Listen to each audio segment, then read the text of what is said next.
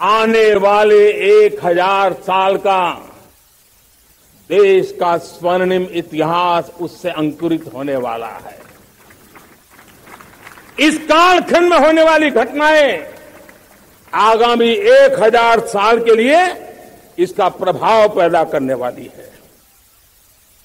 गुलामी की मानसिकता से बाहर निकला हुआ देश पंच प्राण को समर्पित होकर के एक नए आत्मविश्वास के साथ आज आगे बढ़ रहा है। नए संकल्पों को सिद्ध करने के लिए वो जी जान से जुड़ रहा है।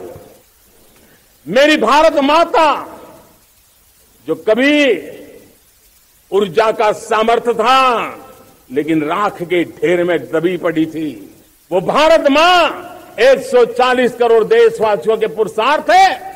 उनकी चेतना से, उनकी ऊर्जा से फिर एक बार जागृत हो चुकी है। मां भारती जागृत हो चुकी है और मैं साफ देख रहा हूं दोस्तों, यही कालखंड है। पिछले 9-10 साल हमने अनुभव किया है। विश्व भर में भारत की चेतना के प्रति, भारत के सामर्थ्य प्रति एक नया आकर्षण, नया विश्वास, नई आशा पैदा हुई है। और ये प्रकाश पुंज जो भारत से उठा है वो विश्व को उसमें अपने लिए ज्योति नजर आ रही है। विश्व को एक नया विश्वास पैदा हो रहा है। हमारा सौभाग्य है,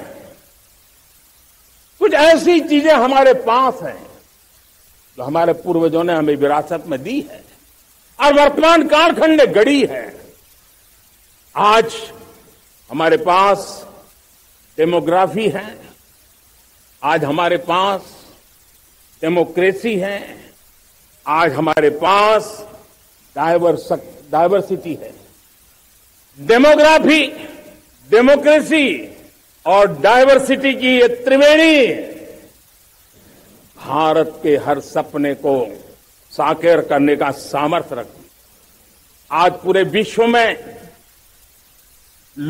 वहां देशों की उम्र ढल रही है, ढलाव पर है, तब भारत युवान की तरफ ऊर्जावान होकर के बढ़ रहा है। कितने बड़े गौरव का कालखंड है कि आज 30 साल की कम आयु की जनसंख्या दुनिया में सर्वाधिक कहीं है तो ये मेरे भारत मां की गोद में है, ये मेरे देश में है। और 30 साल से कम उम्र की नौजवान हो मेरे देश के पास हो, कोटि कोटि भुजाएं हो, कोटि कोटि मस्तिष्क हो, कोटि कोटि सपने, कोटि कोटि संकल्प हो, तो भाइयों बहनों, मेरे प्रिय परिवारजनों, हम इच्छित परिणाम प्राप्त करके रह सकते हैं। मेरे प्यारे परिवारजनों, देश का भाग्य ऐसी घटनाएं बदल देती है। यह सामर्थ्य देश के भाग्य को बदल देता है। भारत 1000 साल की गुलामी और आने वाले 1000 साल के भव्य भारत के बीच में पड़ाव पर हम खड़े हैं, एक ऐसी संधि पर खड़े हैं। और इसलिए अब हमें न रुकना है, न दुविधा में जीना है। मेरे प्यारे प्रिय परिवारजनों, हमें खोई हुई उस विरासत का गर्व करते हुए, खोई हुई समृद्धि को प्राप्त करते हुए, हमें फिर एक बार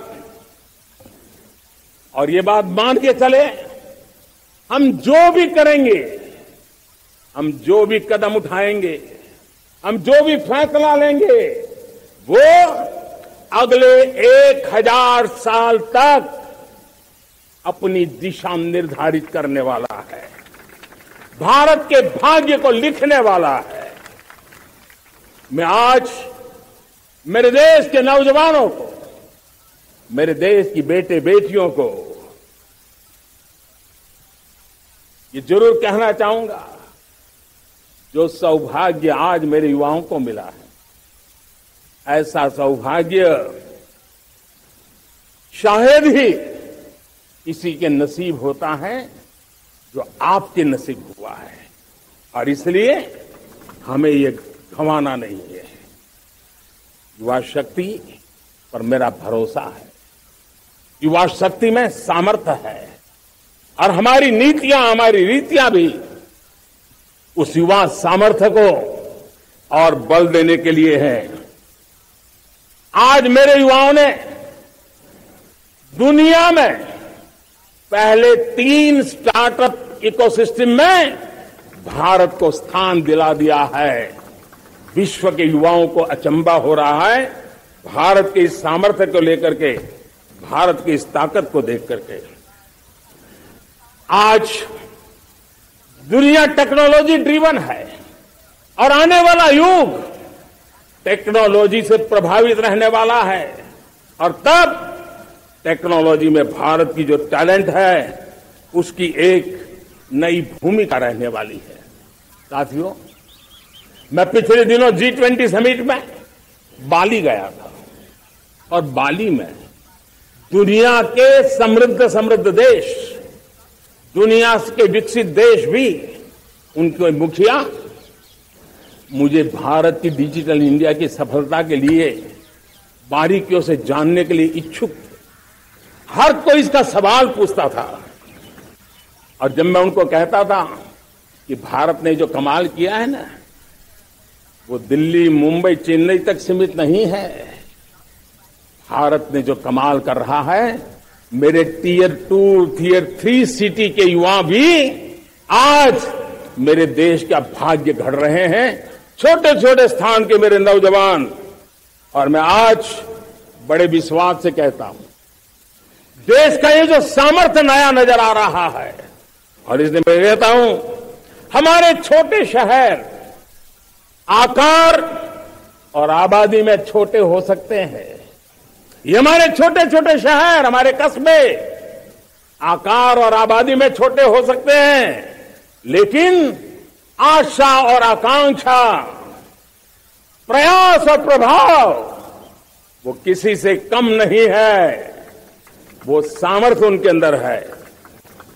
नए ऐप्स, नए सॉल्यूशन, टेक्नोलॉजी डिवाइस। अब खेलों की दुनिया देखिए, कौन बच्चे हैं? झुग्गी झोंपड़ी से निकले हुए बच्चे आज खेलों की दुनिया में पराक्रम दिखा रहे हैं।